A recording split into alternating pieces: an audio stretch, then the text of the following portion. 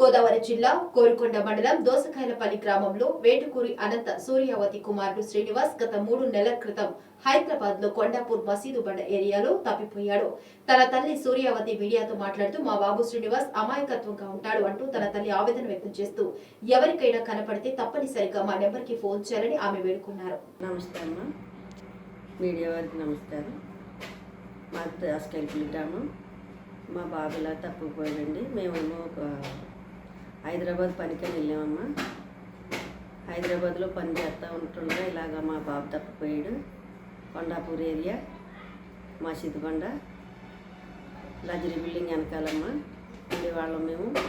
అక్కడ తప్పిపోయాడు. దయచేసి మాకు మా బాబుని కొంచెం ఎక్కడైనా చూస్తే మాకు ఇన్ఫామ్ చేసి మాకు కొంచెం దయచేసి మాకు మా బాబుని కొంచెం చూస్తే మాకు ఇన్ఫామ్ చేయండి. అందరూ